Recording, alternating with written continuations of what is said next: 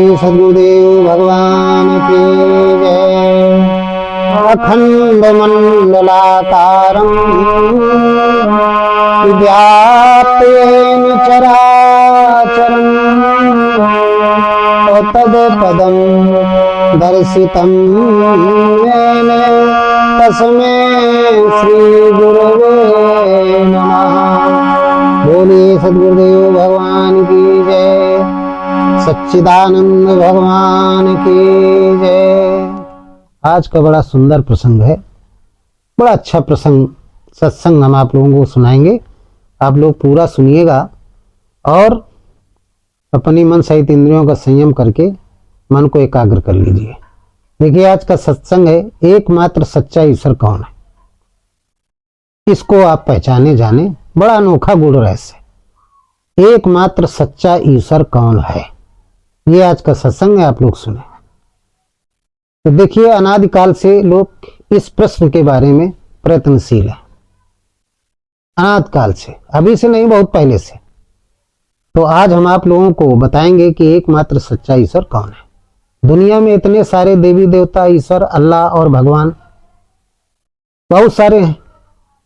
तो हम जानेंगे कि इनमें जितने भी हैं देवी देवता, ईश्वर, अल्लाह और भगवान, अनेकों नाम से लोग पुकारते हैं, इनमें कौन सा सच्चा ईश्वर है जिसकी हम पूजा, आराधना और भक्ति करें। इसके विषय में हम जानेंगे कौन सच्चा है, कौन सच्चा ईश्वर है। क्या सबकी पूजा करें कि किसी एक की करें, तो किसकी करें, तो जिससे हम और हमारा परिवार सुखी धनवान बन सके। हर व्यक्ति चाहता है कि हमारा परिवार सुखी और धनवान रहे बने। तो देवी देवता और तमाम प्रकार के भगवान हैं, सब में पूजा करता है, लेकिन सच्चा भगवान कौन है ये जानना बहुत जरूरी है। तो जिससे हम और हमारा परिवार सुखी व धनवान बन सके और मरने के बाद हम और हमारे परिवार को स्वर्ग प्राप्त हो।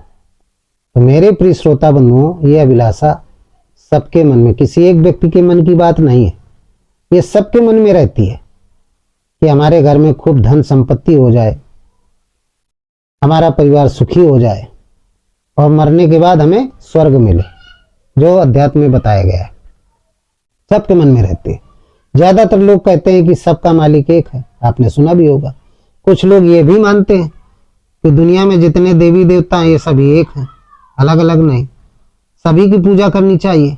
परंतु वेदों के अनुसार, जो वेद हैं हिंदू धर्म में, वेदों की प्राथमिकता और वेदों की प्रामाणिकता सबसे ज्यादा मानी गई है। तो वेदों के अनुसार यदि हम जाने, वेदों के अनुसार हम यदि जाने, तो वेदों में तो कुछ और ही लिखा है।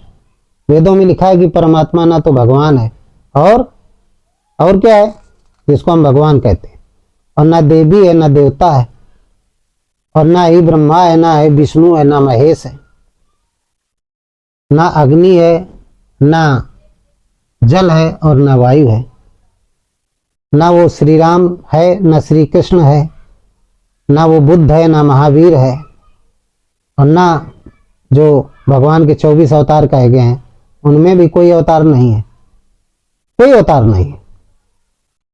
तो ईश्वर तो इतना, तो वो है कौन, उसके लिए कहते हैं कि ईश्वर तो इतना विशाल है कि पूरा ब्रह्मांड जिसमें असंख्य आकाश गंगाएं समाई हुई है, इनमें से कोई नहीं। तो है कौन ईश्वर? ईश्वर बहुत विशाल है, इनसे बहुत बड़ा है। पूरा ब्रह्मांड जिसमें समाया हुआ है, और पूरा ब्रह्मांड क्या है कि इस ब्रह्मांड में असंख्य आकाश गंगाएं समाई हुई है, पूरा यूनिवर्स जिसमें समाया हुआ है, और वो पूरे ब्रह्मांड में व्याप्त है, पूरे ब्रह्मांड में व्याप्त है, व्याप्त रूप में। हम अपने सत्संग में बताया करते हैं कि परमात्मा बाहर व्याप्त रूप में है और सबके शरीर में क्या है, व्यापक रूप में। तो वही कहते हैं कि ब्रह्मांड में व्याप्त रूप में, उसके बारे में संत गोस्वामी तुलसीदास जी ने अपने रामचरितमानस में लिखा है। ऐसे परमात्मा के बारे में क्या लिखा है, बड़ा सुंदर लिखा है। उन्होंने क्या लिखा है हम आपको पढ़ के सुनाएंगे। वो कहते हैं इस परमात्मा के बारे में क्या, इसीलिए कहते हैं भगवान नहीं कोई नहीं, क्या लिखा है कि अकथय नाम नामन रूपा ब्रह्म सुखई अनुभवहि अनुपा। अकथय नाम नामन रूपा ब्रह्म सुखई अनुभवहि अनुपा। अकथय नामे नामन रूपा और ब्रह्म सुखाएं अनुभवें अनुपा। वो उसका तो ना कोई नाम है और ना कोई रूप है, वो नाम और रूप से अनिर्वचनीय है, वो अनिर्वचनीय है।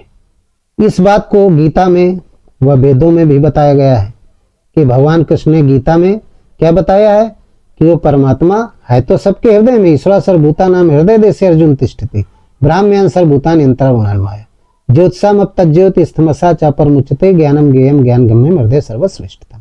वो ज्योतिर्स्वरूप परमात्मा सबके अंतःकरण में निवास करता है, सबके हृदय में निवास करता। और इसी बात को भगवान शंकर ने रामचरितमानस में जो रचि महेश निज मानस राखा पाय सुसमय शिवासन बाखा पार्वती जी को सुनाया था कि व्यापक ब्रह्म एक अविनाशी सचेतन घन आनंद राशि अष्टम हृदय अक्षत अपकारी सकल जीव जग दीन दुखारी। रामचरितमानस में कि वो व्यापक और व्याप्त परमात्मा सबके अंतःकरण में निवास करता है, जिसको राम कहते हैं। राम ब्रह्म व्यापक जग जाना परमानंद परिस्फुरन, लोगों ने राम नाम से संबोधित किया है।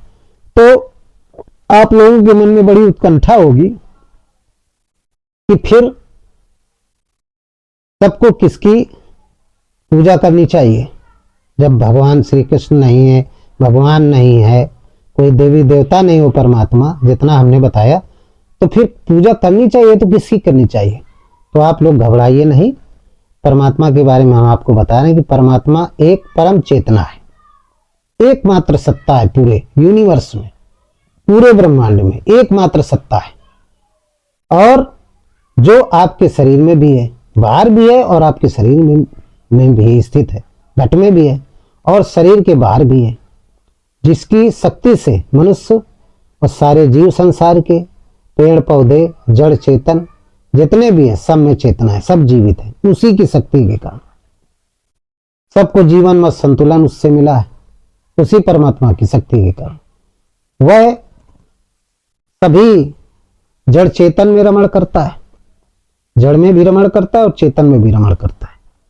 जड़ माने पत्थर हो गए, पत्थर में भी वो रमण कर रहा है, इसलिए तो पत्थरों में घास उगाती है। और चेतन पेड़ पौधे सब में रमण कर रहा है, वो परम चेतना, वो परमात्मा, इसलिए हरे भरे रहते। मनुष्य भी बोलता है तो उसका नाम रमण करने की वजह से लोगों ने अनुभव किया, ऋषियों ने महात्माओं ने, तो कि अंतःकरण में भी रमण करता है, इसलिए उसका एक नाम क्या रखा, राम रखा। जैसे गाड़ी चलाने वाले को गाड़ीवान, तो रमण करने वाले को राम। ये राम कोई व्यक्ति विशेष का नाम नहीं, उस परमात्मा का नाम। तो ये भाव आप लोग रखें कि राम रूपी परम चेतना जो सारे संसार में व्याप्त है और सबके हृदय में व्यापक रूप में, और वो सबको जीवन प्रदान करती है। ऐसी परम शक्ति जो राम रूप में है, उस राम रूपी परम शक्ति को मैं प्रणाम करता हूँ और उसी की पूजा करता हूँ। उसके अलावा मैं किसी की पूजा संसार में नहीं करता हूँ। इस भाव से आप कहीं भी किसी भी स्थान पर बैठ करके ये भाव रखें कि मैं उसी परमात्मा का भजन कर रहा हूँ। किसी मंदिर में ना बैठे, किसी भी स्थान में आप बैठ जाइए, चाहे मंदिर में बैठे चाहे घर में कहीं बैठे, कोई मूर्त रखी उससे मतलब नहीं है। आप बैठ गए, मंदिर का मतलब होता है एकांत, जहाँ पर धार्मिक जो किरणें होती हैं वो विद्यमान रहती हैं। तो आप बैठ गए, कहीं भी बैठ जाए और ये भाव रखें कि हम उस परमात्मा का चिंतन करते हैं जो सिर्फ एक है, उसके अलावा कोई सत्ता इस संसार में नहीं है, और बैठ करके आप पूजा करना शुरू कर दो। तो आप और आपका परिवार सुखी और समृद्धशाली हो जाएगा, सुखी हो जाओगे, समृद्धशाली हो जाओगे। अपना दैनिक काम करते रहिए और जब समय मिले तो अपने निर्मल हृदय को कर करके मन सहित इंद्रियों का संयम करके एक परमात्मा का आप चिंतन करें, उसका भजन करते रहें, तो समझ लो यही सबसे बड़ी सच्ची भक्ति है। सारे विश्व में रमण करने वाली एकमात्र परम चेतना जिसे राम कहते हैं, बस वही पूजनीय है, उसी की पूजा करना चाहिए। वही सच्चा भगवान है, वही सच्चा भगवान है, उसके अलावा कोई दूसरा सच्चा भगवान नहीं है। क्यों? इसलिए कि वो सबके अंदर रमण करता है। उसके लिए श्लोक लिखा है कि रमे निरंतर आत्मा कि सबे घटया ताही से बुध संत जन कहता सुसोरा। इसीलिए उसको संत जनों ने रमे निरंतर आत्मा सब घटा ठोयाम ताही से बुद्ध संत जन कहता सुरा, इसीलिए उसको राम कहते हैं। तो उसी का आप, वही सच्चा भगवान है, उसी का आप भजन करें, पाखंड से रहित हो जाएं, तो आप मानसिक और शारीरिक रूप से स्वस्थ रहेंगे, कोई बीमारी नहीं रहे। अब बहुत सारे लोग संसार में धार्मिक भ्रांतियों के कारण बहुत दुखी हैं, भागते रहते हैं भगवान की तलाश में, उनको ज्ञान ही नहीं कि सच्चा भगवान कौन है, सच्चा परमात्मा कौन है।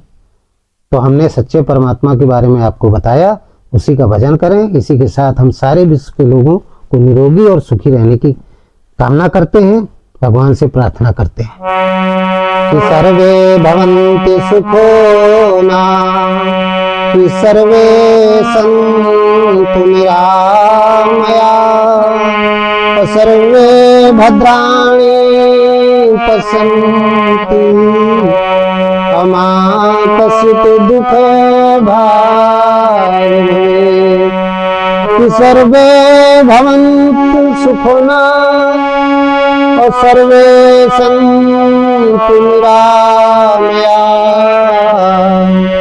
सर्वे भद्राणि पश्यन्तु मा कश्चित् दुःखे भाग् भवेत्। बोलिए इन शब्दों के साथ सद्गुरुदेव भगवान की जय, सच्चिदानंद भगवान की जय, संत समाज की जय, भक्त समाज की जय। इन्हीं शब्दों के साथ सत्संग को समाप्त करते हैं।